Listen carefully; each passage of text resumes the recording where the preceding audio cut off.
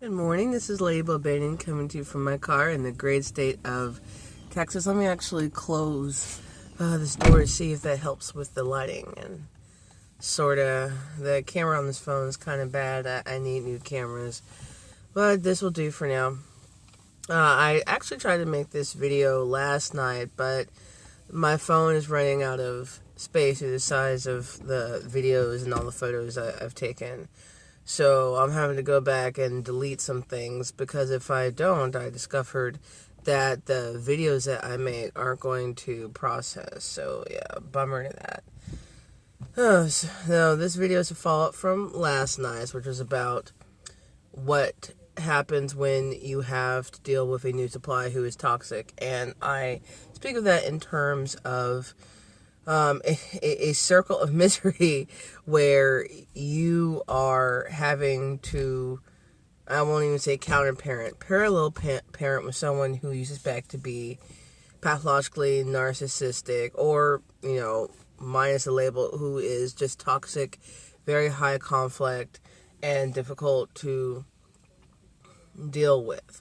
In these situations, you will have broken up, be in the process of breaking up, like myself, be divorced, and eventually in will come a new supply. Well, the new supply will be promoted and placed upon the throne. They've been in waiting. There's always someone in waiting. Now, that narcissist might not have secured them yet, but they definitely have someone in waiting in mind. Now, the new supply, when they are toxic, will definitely create chaos in your life. They will always side with that narcissist. They won't see beyond the horizon of the world that the narcissist has trapped them in. They're going to likely be deep in the illusion, even if they've just started to tiptoe into that illusion. Their mind is captive. It's just like someone who's been kidnapped. And sorry, I had to get rid of that notification there about the weather. I'll have to look at that later. I want to see when I need to move around based on when it's going to rain. But anyway, that new supply is going to be a kidnap victim. That's exactly what we all have been, who have been in and hopefully escape from the clutches of a toxic person with pathological narcissistic tendencies. And when that new supply is toxic and has some issues that they need to work out, don't expect any sort of common ground. If there is common ground, it's a trap. The new supply in my situation will immediately turn around and make me out to be somebody I'm not. She has to spin a story that's going to fit her narrative that she puts out there to her friends. And I want to state that the new supply doesn't really have a lot of friends. There is a person in town that she knows. Actually, there's a few people in town that she knows.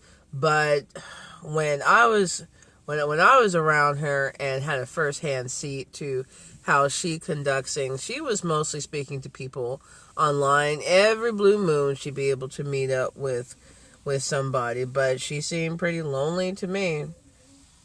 Pretty trapped in her phone and in her interesting mind.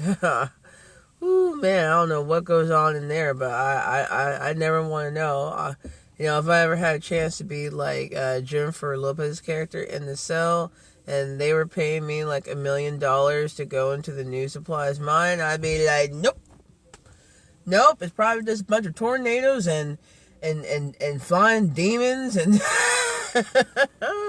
and Russian rivers of blood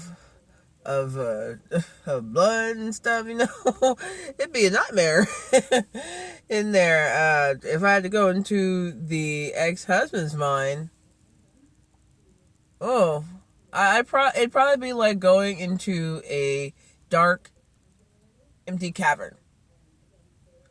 With a little bit of wind whistling through. Phew. Phew. Occasional bat. Alright, sorry guys. I believe in having a sense of humor about things. You know, if I didn't laugh, I'd cry. This is hard, guys. This is hard to deal with. It's hard to deal with a new supply who is toxic, who wants to get back at you, who doesn't mind hurting you. And, you know, I have been attacked by the new supply physically, verbally. You know, this person, I don't trust her at all. I don't trust her at all. Something's not right about her. And But, you know, this video is going to be about strategies from here on out. There's no need for me to keep droning on about the new supply, you know, in my situation. Sorry, guys. I just wanted to put something out there that I'm sure some of you can relate to.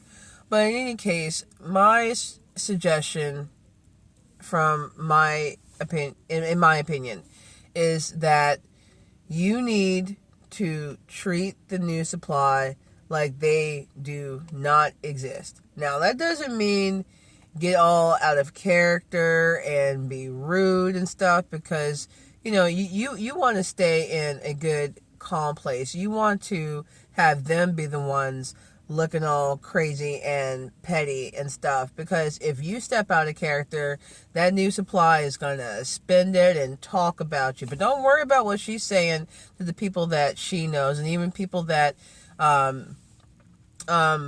that you guys share as mutual friends or acquaintances or something. People who truly know you are going to know the truth and know that, hey, you know, you're normally not, you know, 1-2 step out of character. They'll know that you have your integrity and your manners. You know, so don't worry about all that. Don't worry about what she has to say. Don't worry about what she's typing on Facebook, Twitter, Instagram, what she's doing on Snapchat. I have blocked the new supply. I suggest you guys do the same. If there's no legal requirement to be in touch with this person, I wouldn't be in touch with this person at all. That's a lesson that I've learned. I can try to be nice, but it always backfires, because she sees that as weakness. She likes control, just like the ex-husband likes control. And these toxic new supplies are addicted to being over you, to being number one, to showing how they're number one, letting you know how they're number one. In my situation, the new supply likes to flaunt that she can spend the new husband's money and that she's a new wife. I don't give a F, you know, how much money she's spending, because it's not like any extra outside of what is court mandate is going to come to me. So whatever, that's not my business anymore. I don't have to handle all the accounts. She can do all that. She can do all that. I don't need to handle that car wreck of a life that belongs to the ex-husband. Shoot. Don't let these little these little girls out there get you hot and have you step out of your character. You don't need to communicate with them. Okay? You don't need to communicate with them. You don't need to entertain any sort of drama from them. Don't try to, well, I think you shouldn't really try to reach out to them. Now, this is for new supplies who are toxic, who are very petty, who are very vindictive and will buck up. It's not for people who are otherwise decent. If you feel it in your heart to reach out to them, that, in my opinion, you should. You just gotta, proceed with caution, because that narcissist is over the new supply's shoulder, and they can sense a shift in energy and in loyalty. They can sense when you're questioning them. Now, I'm going to end this video with saying that you also need to watch your words with the new supply. Let them call you every name in the book. Don't say anything to them. If you have to be in a situation where, you're at a joint event, let's say for, something school related or a sports event that your child, or not your child, excuse me, yes, your child is participating in, sit separate from them. I don't like sitting with the new supply and the ex-husband. No, I would be on the other side of the auditorium, as far as I can be. Now, if I am having to sit in close quarters, I'll sit in close quarters, but I'm not going to acknowledge them. When my child is done with whatever she's done with, and they have happened to be there, I'll stand around them. But I'm going to be guarded. That guard's going to be way up. That drawbridge is going to be way up. Starting yesterday, I made a decision to have very limited contact with the ex-husband and absolutely no contact whatsoever with the new supply. I have kids with the ex-husband who I suspect is pathologically narcissistic, so there's not much I can do there right now in terms of being no contact. Legally, I am required to receive his messages and stuff like that. So, yeah, I have to have an open line of communication, but it's going to be very limited. I will no longer reach out to him to see what his plans are. I will no longer reach out to him unless the children have requested to speak to him and have expressed wanting to speak to him. At that point, yes, I'll go ahead and reach out to him. Other than that, no. He's responsible for keeping up with what's in the order and when his visitation time is. And if he doesn't have access to that information, there's something called lawyers or something called money that can hire those lawyers. And if you don't want to pay for that, you can just go online to county records and pay for a copy of the order and have it again. So or at least in the county that we were divorced in goes. So yeah, I'm not going to cater to him anymore. I am concerned about where our children would end up living once they do move from where they are all out in Liberty County. So I have been sending the ex-husband some photos and of places for rent and numbers that he can call. I don't do it a lot. It's only when I'm out doing some door dashing and stuff, and I'm in different neighborhoods and I see something for rent. The city that we are in, it's a it's a better market for housing, but the cost of renting is climbing. I think you're better off trying to buy a house, really, if you can. But anyway,